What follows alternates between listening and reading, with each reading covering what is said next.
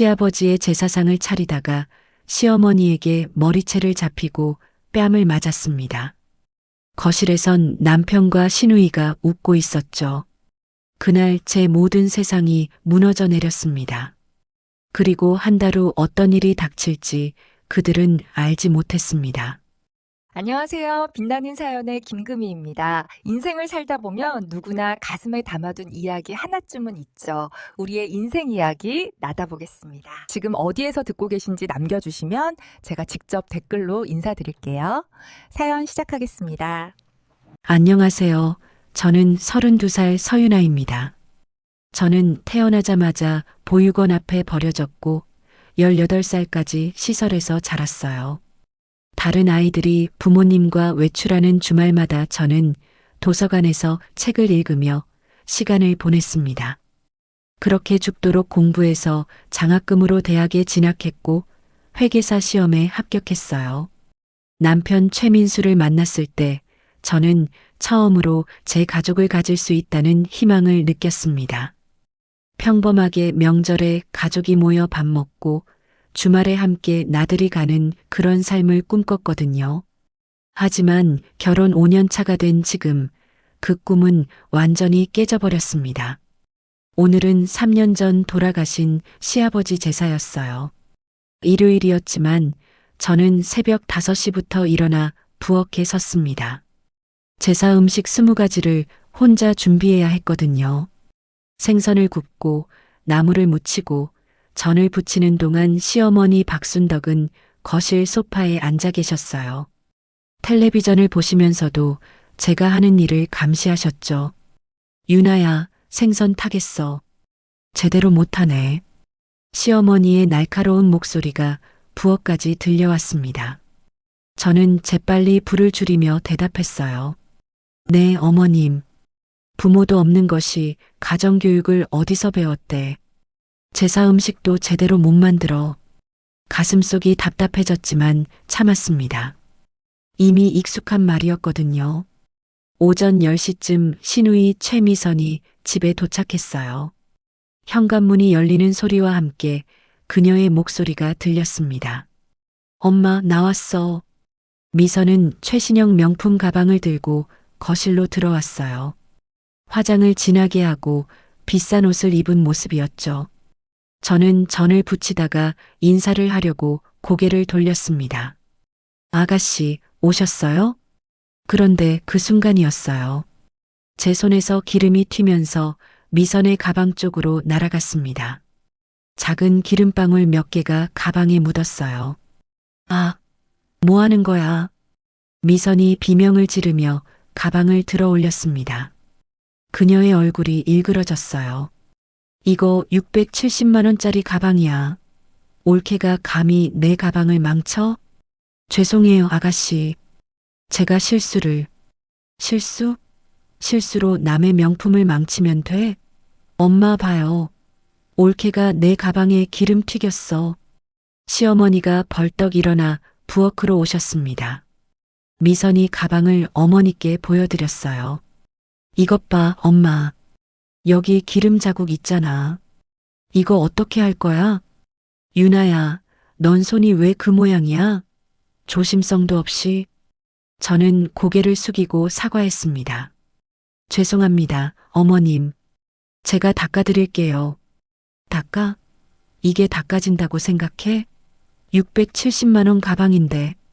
미선이 소리를 질렀지만 기름 자국은 사실 눈에 잘 보이지도 않을 만큼 작았어요. 하지만 아무도 제 말을 들으려 하지 않았습니다. 오전 11시쯤 남편이 밖에서 돌아왔어요. 현관문을 열고 들어서자마자 거실 소파에 털썩 앉아 텔레비전을 켰습니다. 저는 계속 부엌에서 음식을 준비했어요. 정오가 되어 제사상을 차리기 시작했습니다.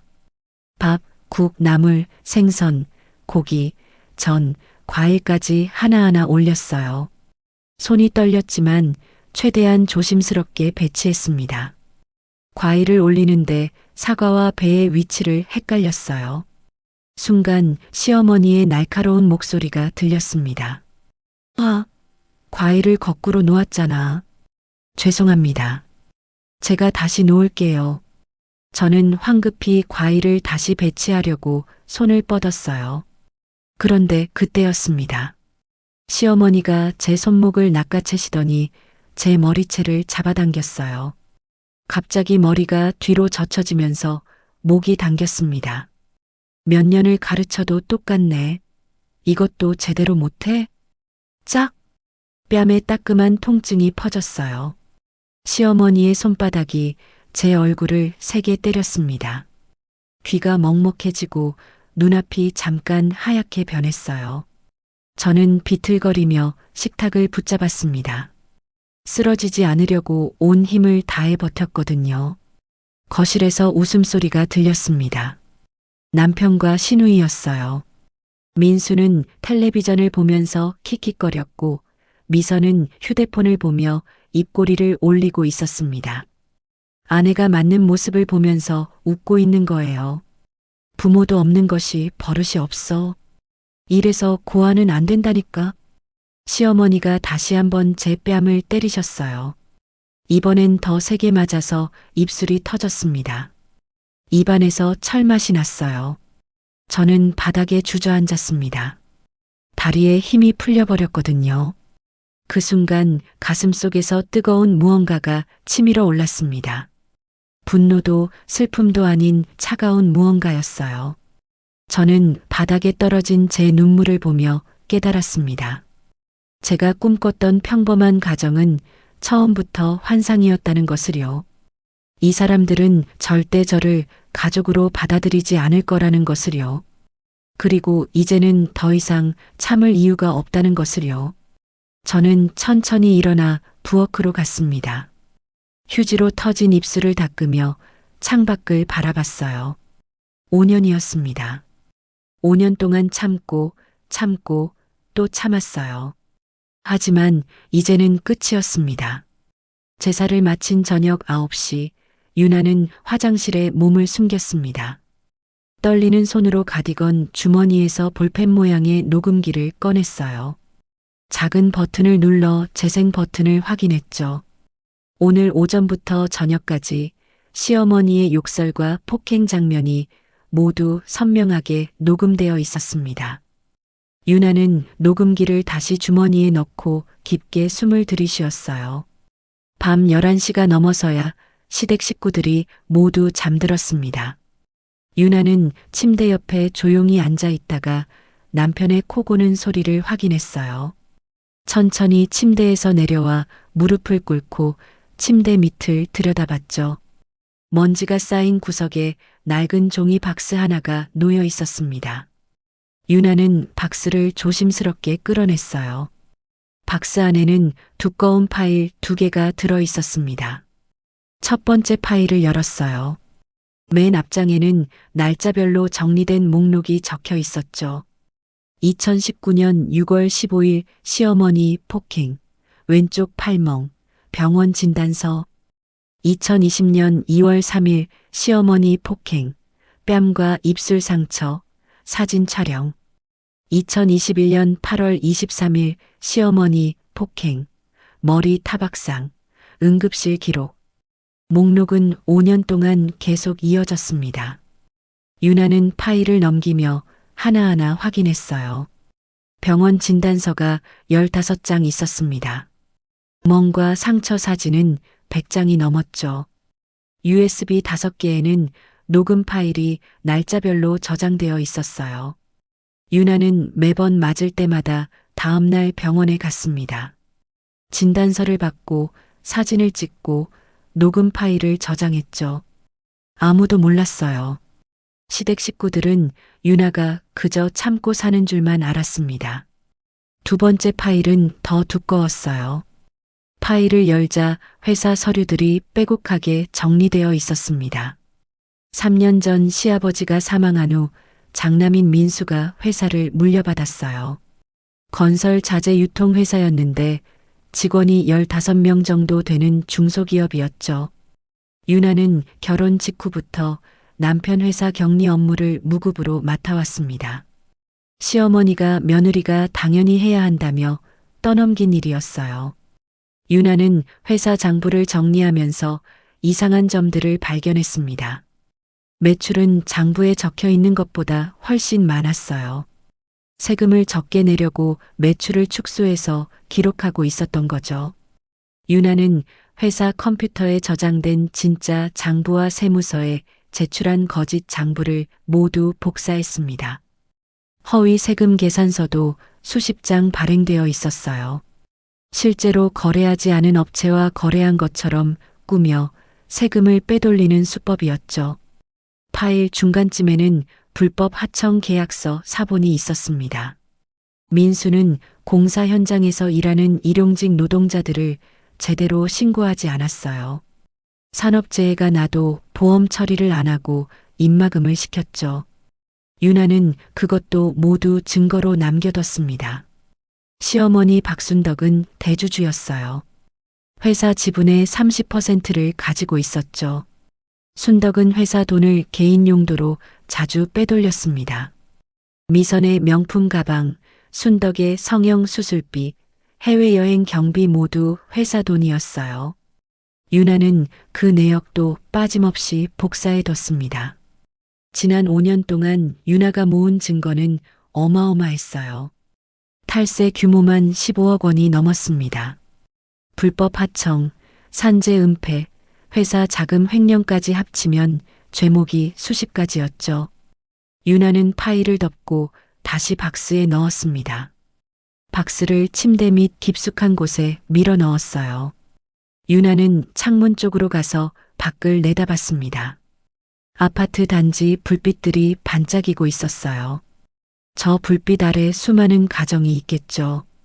행복한 가정도 있고 유나처럼 불행한 가정도 있을 거였습니다. 유나는 주먹을 꽉 쥐었어요. 다음 날 월요일 아침 유나는 평소처럼 일어나 아침 식사를 준비했습니다. 시어머니는 거실에 나와 소파에 앉았어요. 유나야, 밥 다 됐어? 네, 어머님. 조금만 기다리세요. 유나는 밥을 푸고 국을 끓였습니다. 어제와 똑같은 일상이었어요. 하지만 유나의 마음속은 완전히 달라져 있었죠. 식탁에 아침상을 차리며 유나는 시어머니를 조용히 바라봤습니다. 순덕은 휴대폰을 보며 밥을 먹고 있었어요. 민수가 회사 갈 준비를 하며 나왔습니다. 여보, 정리할 장부가 있는데 오후에 회사에 좀 나올 수 있어? 네, 알았어요. 유나는 담담하게 대답했어요. 민수는 가방을 들고 현관으로 나갔습니다. 유나도 설거지를 마치고 자기 방으로 들어가 옷을 갈아입었어요.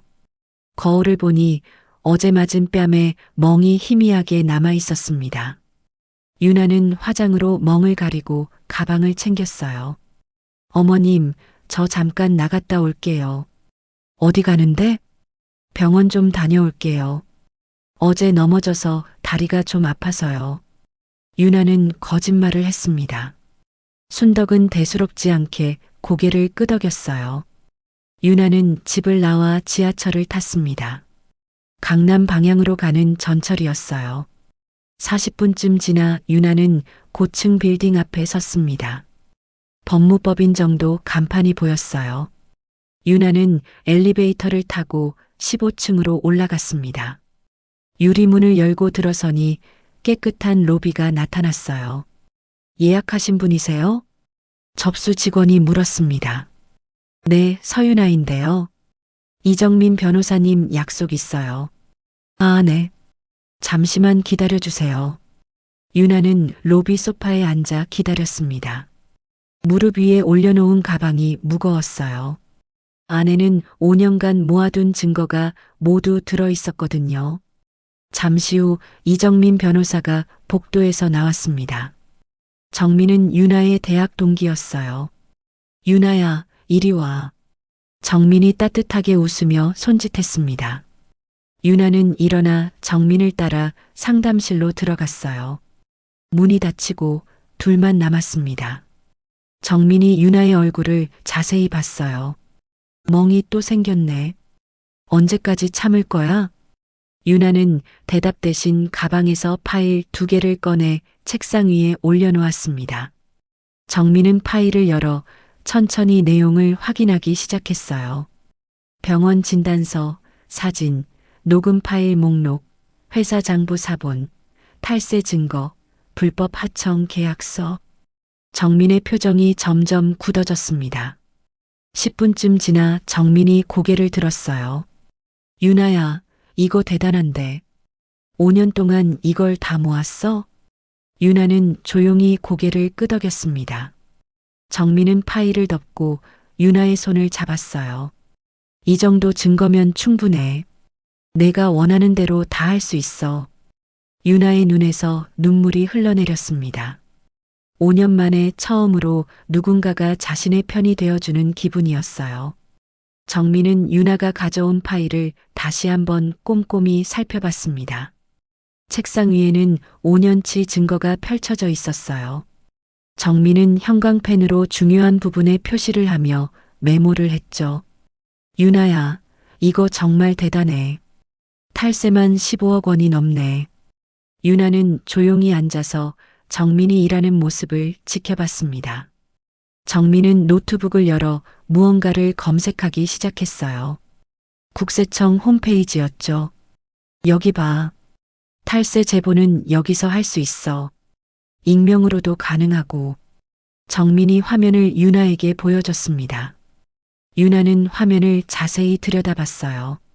그리고 이 불법 하청이랑 산재 은폐는 고용노동부에 제보하면 돼. 여기도 익명 제보 시스템이 있거든. 정민은 다른 사이트도 열어서 보여줬습니다. 유나는 고개를 끄덕이며 메모를 했어요. 시어머니 폭행 건은 경찰서에 고소장 넣으면 되고, 이 증거면 충분해. 정민이 병원 진단서와 사진을 다시 확인했습니다. 그리고 유나를 똑바로 쳐다봤어요. 유나야, 이거 한번 시작하면 돌이킬 수 없어. 정말 할 거야? 유나는 잠시 망설이지 않고 대답했습니다. 응, 할 거야. 정민은 유나의 손을 꽉 잡았어요. 알았어. 내가 도와줄게. 일단 제보를 먼저 넣고 경찰 고소는 나중에 하자. 타이밍이 중요하거든. 두 사람은 1시간 넘게 계획을 세웠습니다. 어떤 순서로 제보를 넣을지, 언제 고소장을 제출할지 모든 걸 치밀하게 정했어요. 오후 2시쯤 유나는 법무법인을 나왔습니다. 가방은 훨씬 가벼워져 있었어요.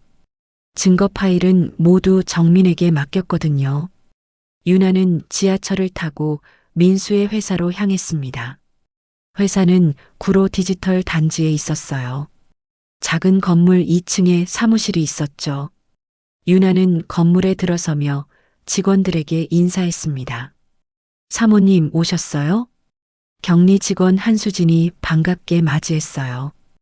유나는 미소를 지으며 고개를 끄덕였습니다. 네, 사장님이 장부 정리하래서요. 아, 네. 서류 여기 있어요. 수진이 책상 위 서류 뭉치를 가리켰습니다. 유나는 자리에 앉아 서류를 펼쳤어요. 장부를 확인하고 계산을 하고 정리하는 일이었죠. 유나는 아무렇지 않게 일을 했습니다. 마치 평소와 똑같이요. 하지만 유나의 머릿속은 복잡했어요. 이 회사가 곧 무너질 거라는 걸 알고 있었거든요. 유나가 제보를 넣으면 국세청과 노동부가 들이닥칠 겁니다. 그러면 민수의 회사는 끝이에요. 오후 5시쯤 일을 마치고 유나는 회사를 나왔습니다. 민수의 사무실에 들러 인사했어요. 여보, 장부 정리 다 끝났어. 나 먼저 들어갈게. 그래, 수고했어. 저녁 준비 부탁해. 민수는 컴퓨터 화면을 보며 대답했습니다. 유나를 쳐다보지도 않았어요. 유나는 사무실을 나와 엘리베이터를 탔습니다. 집으로 돌아가는 지하철 안에서 유나는 휴대폰을 꺼냈어요. 정민에게 문자를 보냈습니다. 정민아, 제보 언제 넣을까? 곧 답장이 왔습니다. 내일 아침에 넣을게. 준비 다 됐어. 유나는 휴대폰을 가방에 넣고 창밖을 바라봤습니다. 지하철은 어둠 속을 달리고 있었어요. 내일부터 모든 게 달라질 겁니다. 저녁 6시 유나는 집에 도착했어요. 시어머니가 거실에 앉아 드라마를 보고 있었습니다. 다녀왔습니다, 어머님. 응, 밥 빨리 해. 순덕은 텔레비전에서 눈을 떼지 않고 대답했어요. 유나는 부엌으로 가서 저녁 준비를 시작했습니다. 밥을 짓고 찌개를 끓이고 반찬을 꺼냈죠. 저녁 7시에 민수가 퇴근했어요. 식구들이 모두 식탁에 앉았습니다. 유나는 밥을 푸고 찌개를 나눠 담았어요. 엄마, 나 내일 친구들이랑 명동 간다. 미선이 입을 열었습니다. 그래, 용돈 필요하면 말해. 고마워, 엄마. 30만 원만 줘. 순덕은 지갑을 꺼내 돈을 세어 미선에게 건넸어요. 유나는 그 모습을 보며 밥을 먹었습니다. 회사 돈으로 사는 거겠죠. 식사가 끝나고 유나는 설거지를 했어요. 그리고 방으로 들어가 침대에 누웠습니다. 민수는 거실에서 텔레비전을 보고 있었어요. 유나는 천장을 바라보며 내일을 생각했습니다. 정민이 제보를 넣으면 며칠 안에 조사가 시작될 거예요. 시댁은 혼란에 빠질 겁니다. 그때까지 유나는 아무 일 없는 것처럼 지낼 작정이었어요. 다음 날 화요일 아침 유나는 평소처럼 일어났습니다. 아침 식사를 준비하고 시어머니께 드리고 남편을 회사에 보냈어요. 모든 게 평범한 아침이었습니다. 오전 10시쯤 정민에게서 문자가 왔어요. 국세청 제보 완료. 고용노동부 제보도 완료. 이제 기다리면 돼. 유나는 문자를 읽고 휴대폰을 내려놓았습니다. 가슴이 두근거렸어요. 이제 시작이었습니다. 유나는 거실 소파에 앉아 책을 읽었어요. 시어머니는 친구들과 만나러 나갔습니다. 집안은 조용했죠. 오후 2시쯤 유나의 휴대폰이 울렸어요. 민수였습니다. 유나는 전화를 받았어요. 여보, 무슨 일이야? 아니, 그냥. 저녁 뭐 먹고 싶은 거 있어? 아무거나 괜찮아. 민수는 대수롭지 않게 대답하고 전화를 끊었습니다. 유나는 휴대폰을 내려놓고 다시 책을 펼쳤어요. 하지만 글자가 눈에 들어오지 않았습니다. 머릿속은 온통 앞으로 일어날 일들로 가득했거든요. 저녁이 되어 가족들이 모두 돌아왔어요. 유나는 저녁 식사를 차렸습니다. 식탁에서 민수와 순덕과 미선이 이야기를 나눴어요. 유나는 조용히 밥을 먹으며 듣고만 있었습니다. 민수야, 회사 요즘 어때? 순덕이 아들에게 물었습니다. 그냥 그렇죠, 뭐. 바쁘긴 한데 괜찮아요. 다행이네. 올해 매출 좀 올라가면 좋겠다. 순덕은 만족스럽게 고개를 끄덕였어요. 유나는 그들의 대화를 들으며 속으로 생각했습니다. 이 평화도 곧 끝날 거예요. 밤 10시 유나는 침대에 누워 눈을 감았습니다. 잠은 오지 않았지만 가만히 있었어요. 내일부터 모든 게 달라질 겁니다. 제보가 들어간 지 3일이 지났습니다. 목요일 오전 10시 민수는 사무실에 앉아 서류를 검토하고 있었어요. 직원들은 각자 자리에서 전화를 받고 견적서를 작성하고 배송 일정을 확인하고 있었죠. 평범한 오전이었습니다. 그때 사무실 문이 벌컥 열렸어요. 정장을 입은 남자 5명이 들어왔습니다. 선두에 선 남자가 직원들을 둘러보며 입을 열었어요. 국세청 조사관입니다. 최민수 사장님 계십니까? 사무실이 순간 조용해졌습니다. 직원들은 일손을 멈추고 서로 얼굴만 쳐다봤어요. 격리 직원 한수진의 얼굴이 하얗게 변했죠. 민수는 사무실에서 황급히 나왔습니다. 얼굴에는 당황한 기색이 역력했어요. 저인데요. 무슨 일이십니까? 조사관은 서류 한 장을 민수에게 건넸습니다. 특별 세무조사 영장입니다. 협조 부탁드립니다. 민수는 서류를 받아들었지만 글자가 눈에 들어오지 않았어요. 손이 떨렸습니다. 세무조사요? 저희가 뭘 잘못했는데요? 조사하면서 확인하겠습니다. 일단 장부부터 보여주시죠. 조사관들은 사무실 안으로 들어왔어요. 책상을 뒤지고 서류를 꺼내고 컴퓨터를 확인하기 시작했습니다. 민수는 멍하니 서서 그 모습을 바라봤어요. 수진이 떨리는 목소리로 민수에게 속삭였습니다. 사장님, 어떡해요? 모르겠어. 일단 장부 가져다 드려. 수진은 서랍에서 장부를 꺼내 조사관에게 건네서요. 조사관은 장부를 펼쳐 꼼꼼히 확인하기 시작했습니다. 다른 조사관은 금고를 열어보라고 했어요. 금고요? 네, 열어주세요. 민수는 금고 앞으로 가서 비밀번호를 눌렀습니다. 금고 문이 열리자 조사관이 안을 들여다봤어요. 현금 다발과 서류들이 들어 있었죠. 조사관은 서류를 하나하나 꺼내기 시작했습니다. 1시간쯤 지나자 조사관 한 명이 민수를 불렀어요. 사장님, 이리 좀 오시죠. 민수가 다가가자 조사관은 컴퓨터 화면을 가리켰습니다.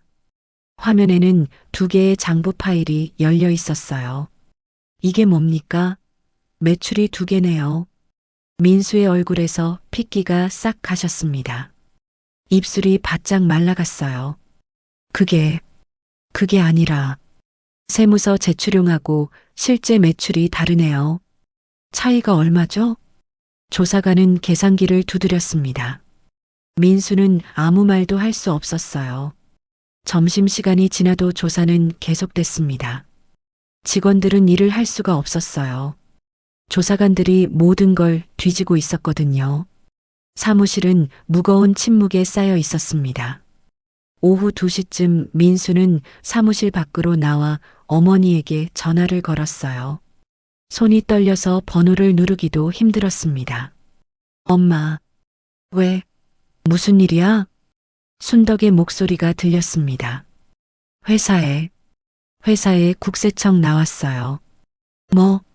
순덕의 목소리가 높아졌어요. 세무조사래요. 장부 다 뒤지고 있어요.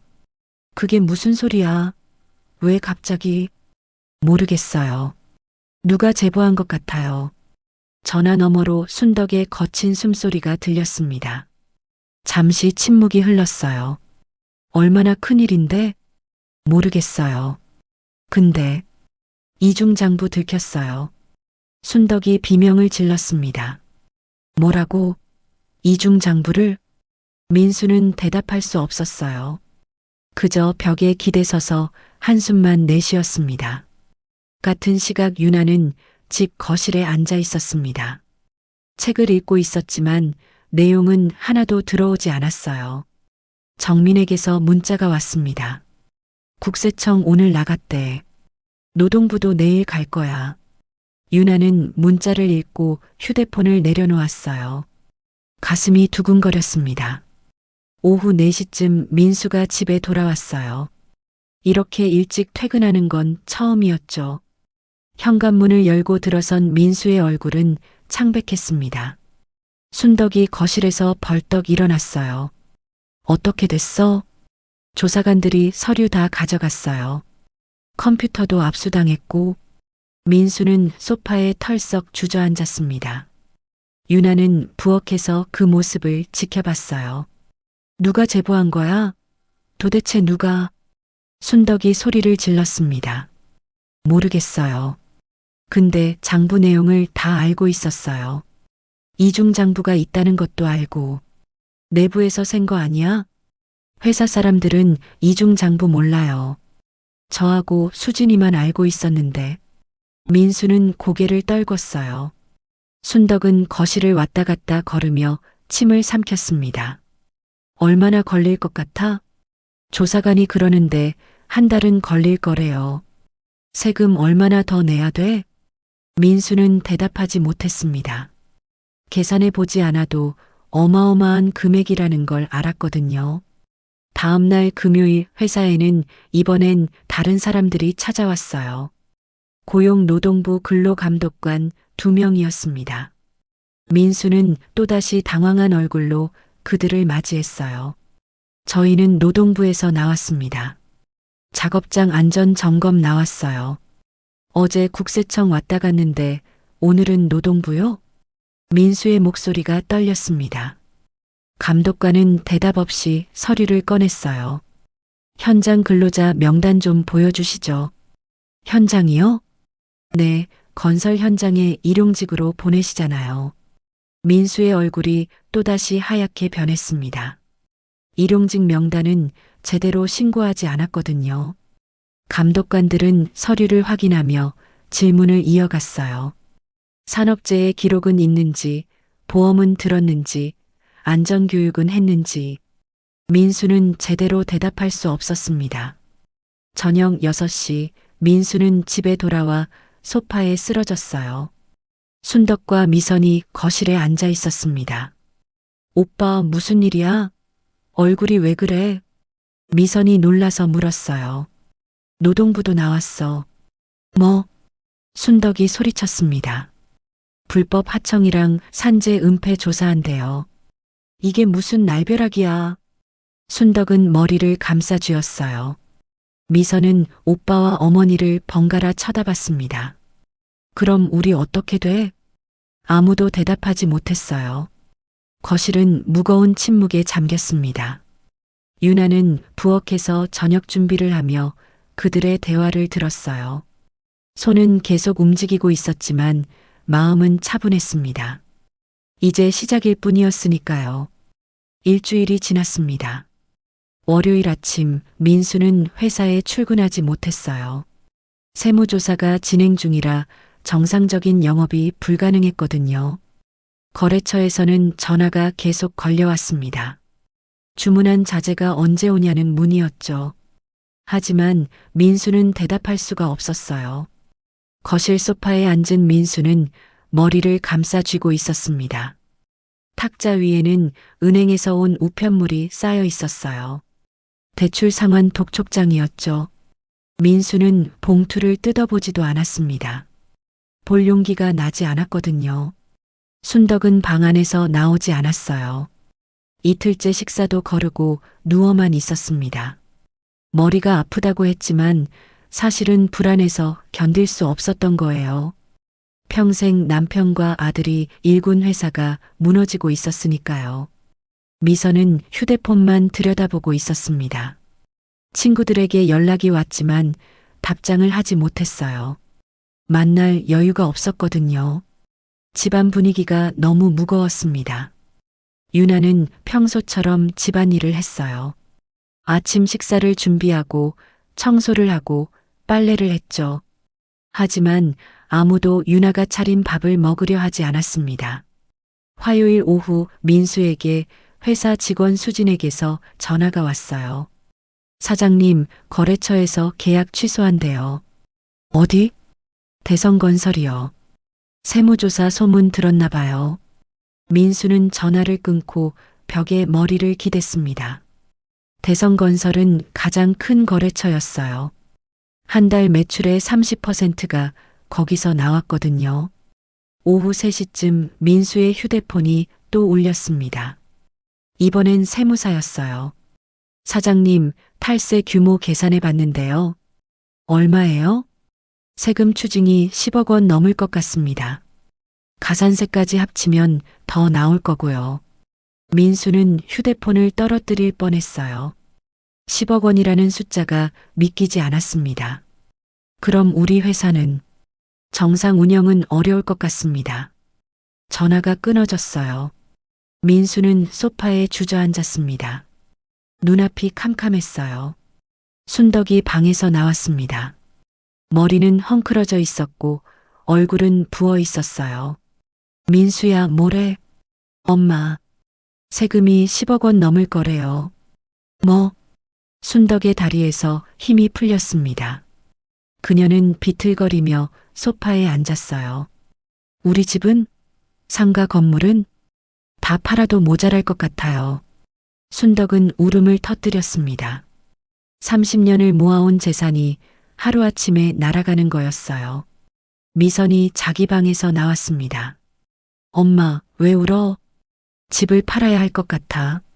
뭐, 우리 집을? 미선의 목소리가 높아졌어요. 그럼 우리 어디서 살아?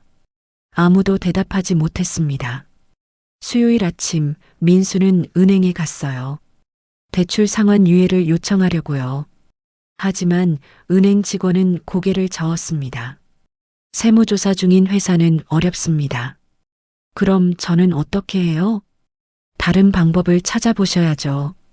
민수는 은행을 나와 거리를 걸었습니다. 어디로 가야 할지 몰랐어요. 그냥 걷고 또 걸었죠. 집에 돌아오니 오후 4시였습니다. 거실에는 순덕과 미선이 앉아 있었어요. 둘 다 말이 없었습니다. 엄마, 은행에서 안 된대요. 순덕은 고개를 돌려 민수를 봤어요. 눈가는 빨갛게 부어 있었습니다.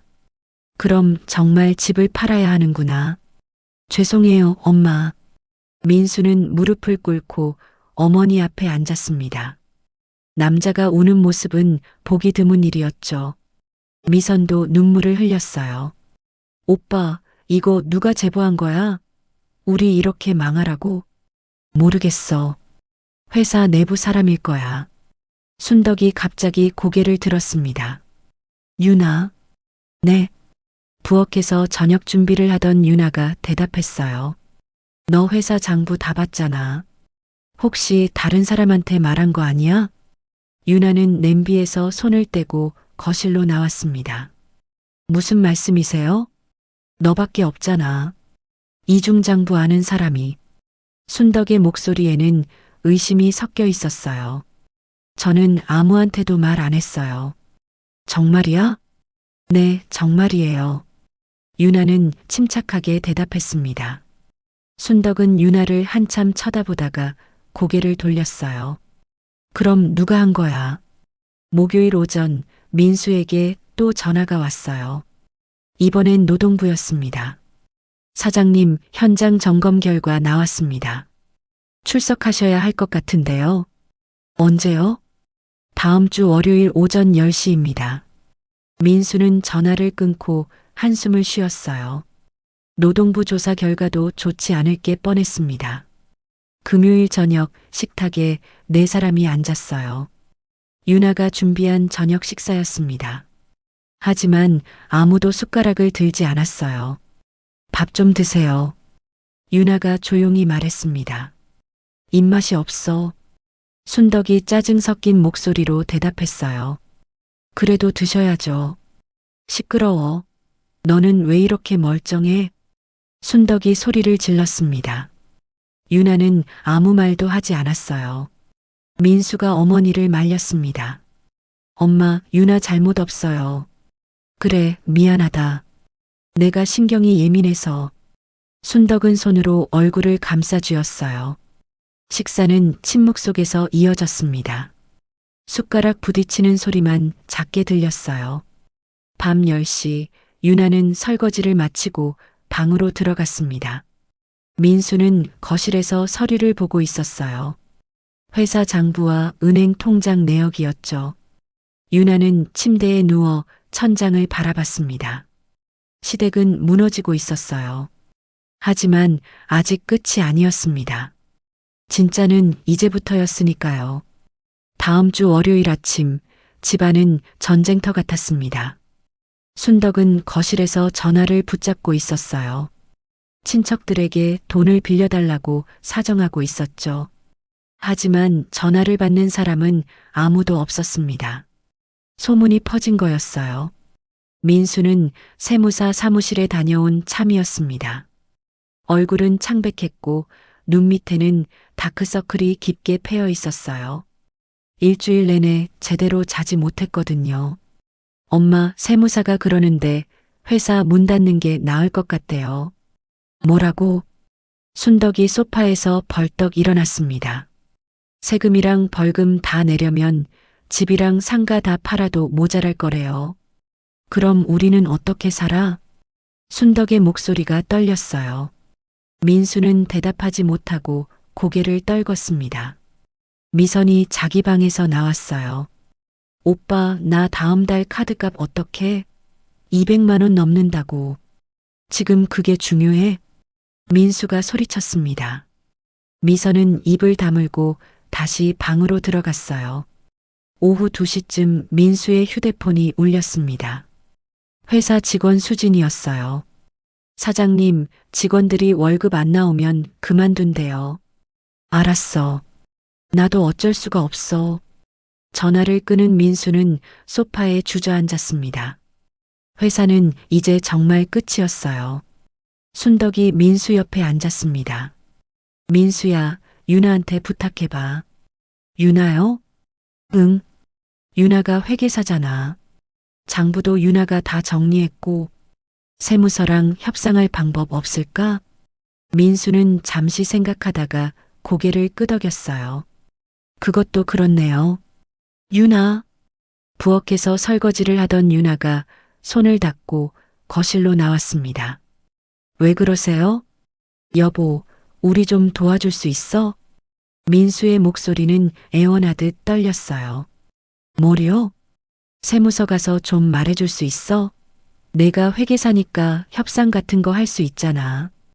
유나는 민수를 가만히 쳐다봤습니다. 그리고 순덕을 봤어요. 순덕도 간절한 눈빛으로 유나를 바라보고 있었죠. 제가 왜요? 우리 가족이잖아. 제발 좀 도와줘. 민수가 유나의 손을 잡았습니다. 유나는 손을 빼냈어요. 가족이요? 유나의 목소리는 차가웠습니다. 민수는 뭔가 이상하다는 걸 느꼈어요. 유나야, 무슨 일 있어? 네, 있어요.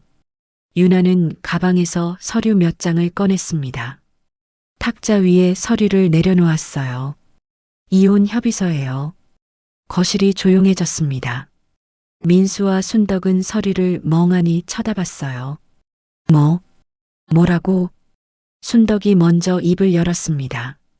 이혼하고 싶어요. 유나는 침착하게 말했어요. 민수는 서류를 집어들었습니다. 협의서에는 이미 유나의 서명이 되어 있었어요. 갑자기 왜 이래? 무슨 일이야? 갑자기가 아니에요.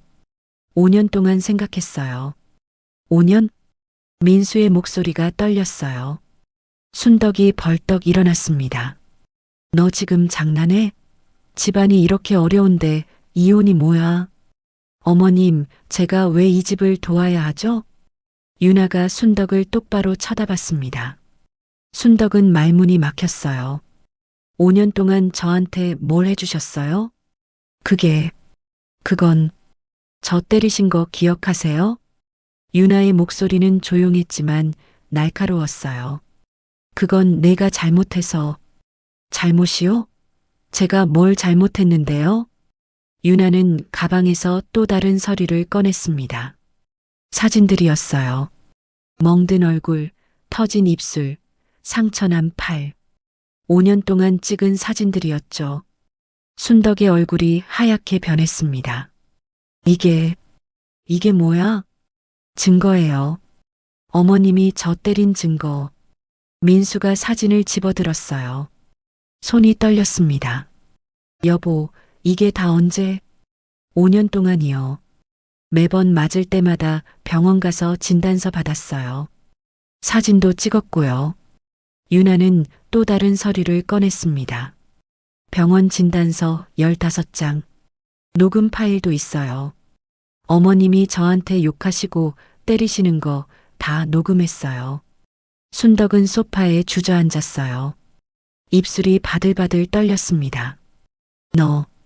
너 이럴 거면 왜 참고 산 거야? 증거 모으려고요. 유나의 대답은 간단했습니다. 순덕은 유나를 믿을 수 없다는 표정으로 쳐다봤어요. 민수가 다급하게 입을 열었습니다. 여보, 우리 다시 얘기해보자. 엄마가 잘못했어. 사과할게. 그러니까 이혼은 안 돼요. 왜? 나한테 무슨 잘못이 있어? 유나는 민수를 차갑게 쳐다봤습니다. 어머님이 저 때릴 때마다 방관하고 웃기까지 했잖아요. 민수의 얼굴이 굳었어요. 그날이 떠올랐습니다. 제사날 어머니가 유나를 때렸을 때 자신은 텔레비전을 보며 웃고 있었죠. 그건 장난인 줄 알고. 장난이요? 제 입술이 터지는데? 민수는 아무 말도 할 수 없었어요. 미선이 방에서 나왔습니다. 옳게, 지금 이게 무슨 짓이야? 아가씨도 똑같았어요. 제가 손윗사람인데 무시하기 일수에 저 맞는 거 보고 웃는 게 다반사였죠. 미선의 얼굴이 빨개졌어요. 그건, 미선은 입을 다물었습니다. 유나는 다시 가방에서 서류를 꺼냈어요. 그리고 어머님, 일주일 전에 경찰서에 고소장 넣었어요. 폭행죄로요. 뭐? 순덕이 비명을 질렀습니다. 벌금 500만 원 나올 거예요. 곧 법원에서 연락 올 거고요. 너 이런 못된 년. 순덕이 유나에게 달려들려고 했어요. 민수가 황급히 어머니를 붙잡았습니다. 엄마 안 돼요. 전현 혼내줘야 해. 순덕이 소리를 질렀지만 민수는 놓지 않았어요. 다시 때리면 증거가 하나 더 늘어날 테니까요. 유나는 침착하게 서류를 정리했습니다. 위자료 3억 원 청구했어요. 정신적 피해 보상금 1억 원도요. 4억 원? 민수의 목소리가 떨렸어요. 네. 그리고 한 가지 더. 유나가 마지막 서류를 꺼냈습니다. 회사 탈세 제보한 것도 저예요. 국세청이랑 노동부에. 거실이 얼어붙었습니다. 민수와 순덕과 미선은 말을 잃었어요. 뭐라고? 민수가 겨우 입을 열었습니다. 5년 동안 장부 정리하면서 증거 다 모았어요. 이중장부, 탈세, 불법 하청, 산재 은폐. 다요. 순덕이 바닥에 주저앉았습니다. 온몸이 후들거렸어요. 내가 우릴. 네, 제가 했어요. 유나는 담담하게 대답했습니다. 민수는 벽에 기대 섰어요. 다리에 힘이 풀렸거든요. 왜 이렇게까지? 저도 살고 싶었어요. 이 지옥에서 벗어나고 싶었어요. 유나의 목소리는 조용했지만 단호했습니다. 미선이 울면서 소리쳤어요. 옳게, 우리가 뭘 그렇게 잘못했다고. 아가씨는 모르실 거예요. 매일 맞고 욕먹고 무시당하는 게 어떤 건지. 유나는 가방을 들었습니다. 이혼 협의서 서명해 주세요. 안 하시면 재판으로 가요. 어차피 제가 이길 거예요.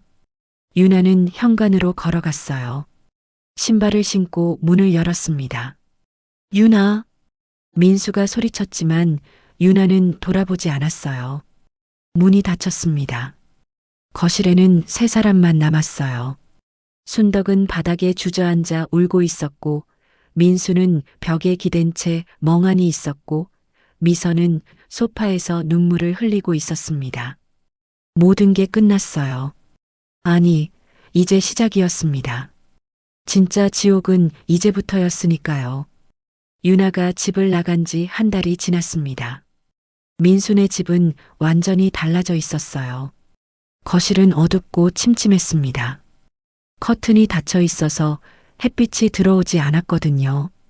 탁자 위에는 고지서와 독촉장이 수북이 쌓여 있었어요.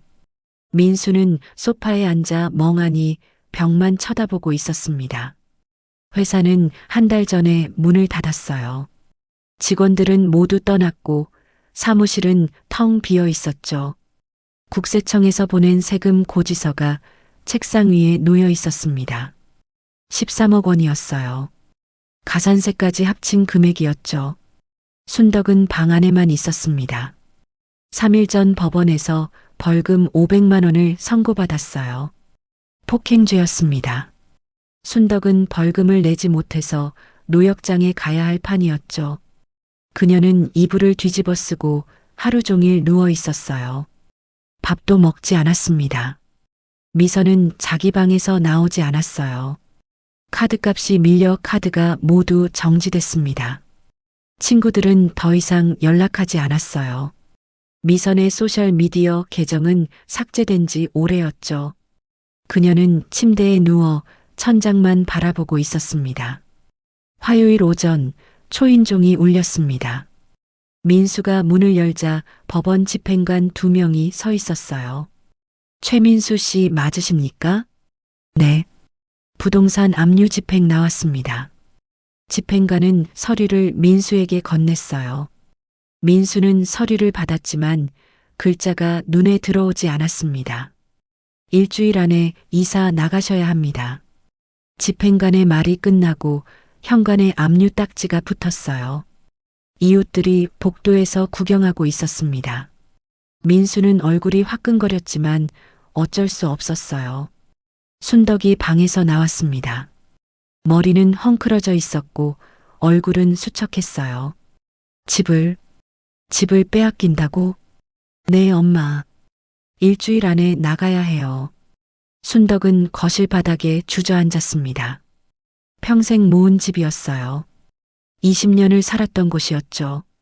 이제 그것마저 사라지는 겁니다. 우리 어디로 가? 순덕의 목소리는 떨렸어요. 월세 방 알아봤어요. 반지하인데. 반지하? 순덕은 믿을 수 없다는 표정을 지었습니다. 아파트 30층에서 살던 사람이 이제 반지하로 가야 했어요. 목요일 민수는 구인 사이트를 뒤지고 있었습니다. 이력서를 수십 군데 넣었지만 면접 연락은 오지 않았어요. 회사가 세무조사로 문을 닫았다는 소문이 퍼진 거였죠. 어느 회사도 민수를 받아주려 하지 않았습니다. 오후에 편의점 사장에게 전화가 왔어요. 내일부터 나올 수 있어요? 네, 나갈게요. 민수는 전화를 끊고 한숨을 쉬었습니다. 편의점 야간 아르바이트였어요. 시급 9,500원이었죠. 회사 사장에서 편의점 알바가 된 겁니다. 미선도 일자리를 찾아야 했어요. 하지만 경력이 없었습니다. 대학 졸업 후 줄곧 집에서 놀았거든요. 미선은 햄버거 가게, 카페, 옷가게에 지원했지만 모두 떨어졌어요. 나이가 30인데 경력이 없으니 뽑아주는 곳이 없었습니다. 토요일 이사 날이었어요. 작은 트럭 한 대가 아파트 앞에 섰습니다. 민수는 짐을 날랐어요. 가구는 거의 다 버렸습니다. 새 집이 너무 좁아서 들어갈 공간이 없었거든요. 순덕은 짐을 싸며 계속 눈물을 흘렸어요. 5년 전 남편이 사준 식탁을 버리고 10년 전 명절에 산 장롱을 버렸습니다.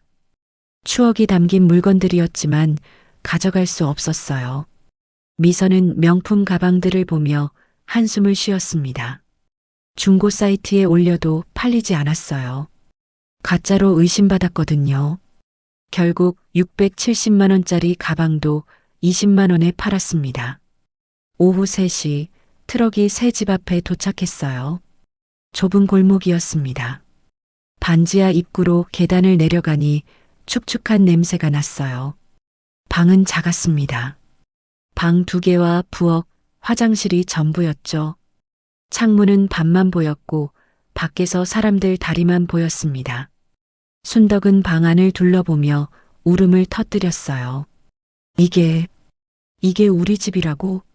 아무도 대답하지 못했습니다. 짐을 다 풀고 저녁이 되었어요. 민수는 편의점으로 출근해야 했습니다. 유니폼을 입고 집을 나서는데 가슴이 무너지는 것 같았어요. 편의점에 도착하니 사장이 기다리고 있었습니다. 일 어려운 거 아니에요. 손님 응대하고 물건 정리하고 청소하면 돼요. 네, 알겠습니다. 민수는 카운터 뒤에 섰어요. 손님들이 들어오면 계산을 했습니다.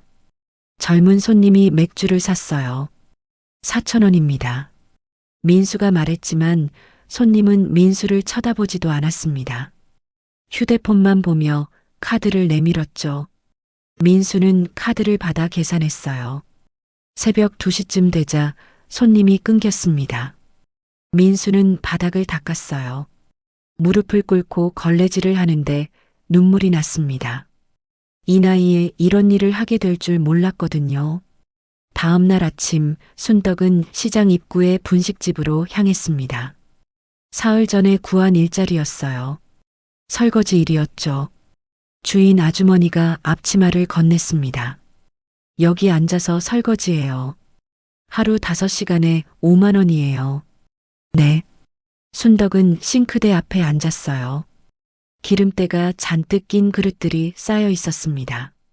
순덕은 고무장갑을 끼고 설거지를 시작했어요.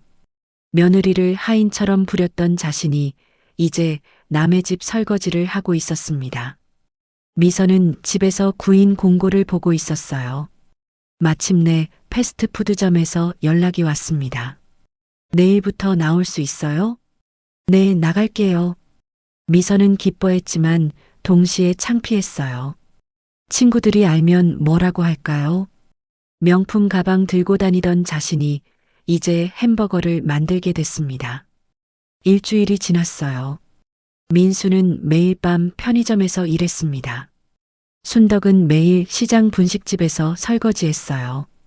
미선은 패스트푸드점에서 주문을 받았죠. 일요일 저녁 세 사람이 작은 식탁에 앉았습니다. 반찬통 3개가 전부였어요. 김치, 멸치볶음, 계란말이. 예전에는 상상도 못할 식탁이었죠. 밥 먹자. 민수가 말했지만 아무도 숟가락을 들지 않았어요. 순덕은 밥그릇만 쳐다보고 있었습니다. 다 유나 때문이야. 순덕이 중얼거렸어요. 엄마, 그만해요. 뭘 그만해? 전현이 우릴 이렇게 만들었잖아. 우리가 잘못한 거예요, 엄마. 민수의 목소리는 지쳐 있었습니다. 뭐? 우리가 유나를 잘못 대했어요. 때리고, 욕하고, 무시하고. 당연한 거예요. 순덕은 아무 말도 하지 못했어요. 사실이었으니까요. 밤 10시 민수는 편의점으로 출근했습니다. 순덕은 반지하 방에 앉아 창밖을 봤어요. 사람들 다리만 보이는 창문이었습니다. 미선은 방에서 내일 입을 유니폼을 다렸어요. 이게 그들의 새로운 일상이었습니다. 화려했던 과거는 사라지고 남은 건 가난과 후회뿐이었어요. 반년이 지났습니다. 서울 강남의 한 오피스텔 10층, 유나는 창밖을 내다보고 있었어요. 봄이 왔습니다. 가로수마다 연두색 잎이 돋아나고 있었죠. 유나는 커피 잔을 들고 깊게 숨을 들이쉬었어요. 공기가 상쾌했습니다. 책상 위에는 법원 판결문이 놓여 있었어요. 이혼 소송 최종 판결이었습니다. 유나는 위자료 3억 원과 정신적 피해 보상금 1억 원을 받았어요.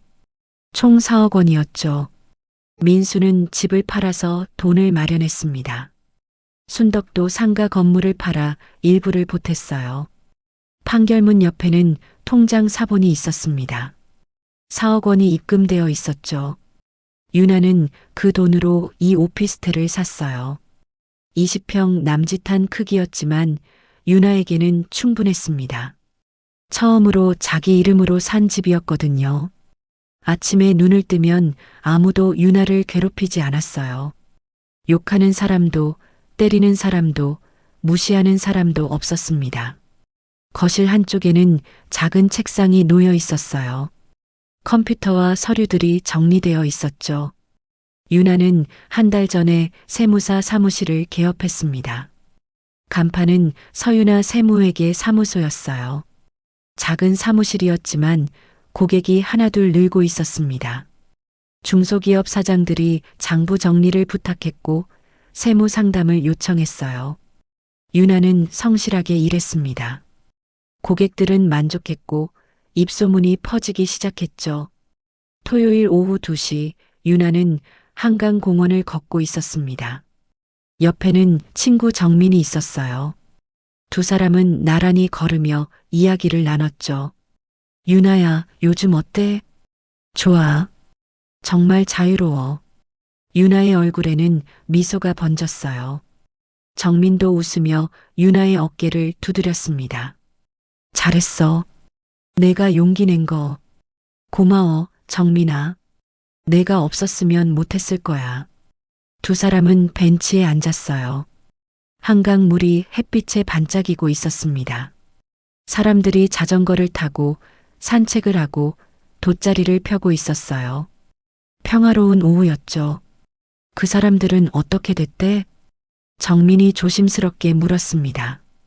유나는 잠시 생각하다가 대답했어요. 반지하로 이사 갔다던데. 다들 아르바이트 한대. 자업자득이지. 정민이 고개를 끄덕였어요. 유나는 아무 말 없이 한강을 바라봤습니다. 미움도 분노도 이제 없었어요. 그냥 지나간 일일 뿐이었죠. 유나야, 다음 달에 뭐 할 거야? 응, 계획이 있어. 유나는 가방에서 서류 한 장을 꺼냈습니다. 고아원 장학금 신청서였어요. 이거 내려고. 정민이 서류를 받아 읽었어요. 장학금? 얼마나 내려고? 1년에 500만 원씩? 고등학생 5명한테. 와, 대단한데? 정민이 놀란 표정을 지었습니다. 유나는 조용히 미소 지었어요. 나처럼 부모 없는 아이들 돕고 싶어? 공부하고 싶어도 돈이 없어서 못하는 애들 있잖아. 너 정말 착해. 착한 게 아니야. 그냥 내가 받았던 도움을 돌려주는 거지. 유나는 서류를 다시 가방에 넣었어요. 예전에 자신도 장학금으로 대학을 다녔거든요. 이제는 자신이 누군가를 도울 차례였습니다. 두 사람은 카페로 갔어요.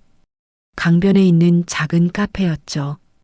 따뜻한 라떼를 주문하고 창가 자리에 앉았습니다. 유나야, 새로 만나는 사람은 없어? 정민이 장난스럽게 물었어요. 유나는 고개를 저었습니다. 아니, 아직. 지금은 혼자 있는 게 좋아. 그래도 언젠가는. 응, 언젠가는. 근데 지금은 나 자신한테 집중하고 싶어. 정민은 유나의 손을 잡았어요. 넌 정말 강한 사람이야. 존경해. 고마워. 두 사람은 커피를 마시며 다른 이야기를 나눴습니다. 앞으로의 계획, 사무실 일, 취미 생활. 평범하지만 행복한 대화였어요. 저녁 6시 유나는 집으로 돌아왔습니다. 현관문을 열고 들어서는데 마음이 편안했어요. 이곳은 유나의 공간이었고 누구도 침범할 수 없는 곳이었죠. 유나는 소파에 앉아 노트북을 켰어요. 이메일을 확인하니 새로운 고객 문의가 3건 들어와 있었습니다. 유나는 하나씩 답장을 썼어요. 상담 가능한 시간을 알려주고 필요한 서류를 안내했죠. 밤 9시 유나는 주방에서 저녁을 만들었습니다. 간단한 김치찌개와 밥이었어요. 혼자 먹는 저녁이었지만 외롭지 않았습니다. 오히려 평화로웠어요. 아무도 간섭하지 않고 아무도 잔소리하지 않는 저녁이었으니까요. 식사를 마치고 설거지를 하는데 휴대폰이 울렸어요. 모르는 번호였습니다. 유나는 잠시 망설이다가 전화를 받았어요. 여보세요? 유나 씨 맞으시죠? 저는 사랑보육원 원장 김미경이라고 합니다. 유나의 가슴이 두근거렸어요. 아, 네. 안녕하세요. 장학금 신청서 받았어요. 정말 감사합니다. 아니에요. 제가 할 수 있는 일이라서요. 다음 주에 한번 방문하실 수 있으세요? 아이들한테 소개하고 싶어서요. 네, 좋아요. 전화를 끊고 유나는 창밖을 바라봤습니다. 서울의 야경이 펼쳐져 있었어요. 수많은 불빛이 반짝이고 있었죠. 저 불빛 하나하나가 누군가의 삶이겠죠. 행복한 삶도 있고 불행한 삶도 있을 거예요. 유나는 5년 전을 떠올렸습니다. 결혼식 날 하얀 드레스를 입고 민수와 마주 섰던 그날. 행복한 가정을 꿈꿨던 그날. 하지만 현실은 달랐어요. 지옥 같은 5년이었죠. 이제는 다릅니다. 유나는 자유로웠어요. 누구의 눈치도 보지 않고 누구에게도 맞지 않고 자기 삶을 살 수 있었습니다. 비록 고아로 태어났고 힘든 시간을 겪었지만 유나는 살아남았어요. 그리고 이제는 다른 사람을 도울 수 있게 됐습니다. 유나는 책상 앞에 앉았어요. 다이어리를 펼쳐 내일 할 일을 적었습니다. 오전에는 고객 상담, 오후에는 장부 정리, 저녁에는 고아원 방문 준비. 바쁘지만 의미 있는 하루가 될 것 같았어요. 밤 11시, 유나는 침대에 누웠습니다. 천장을 보며 오늘 하루를 되돌아봤어요. 평범한 하루였습니다. 하지만 바로 이 평범함이 유나에게는 가장 큰 행복이었어요. 유나는 눈을 감았습니다. 내일은 또 어떤 하루가 펼쳐질까요? 무엇이 기다리고 있을까요? 하지만 유나는 두렵지 않았어요. 이제는 스스로 선택하고 스스로 책임지고 스스로 살아갈 수 있으니까요. 창밖에서는 봄바람이 불고 있었습니다. 새로운 계절이 시작되고 있었어요. 유나의 새로운 인생처럼요.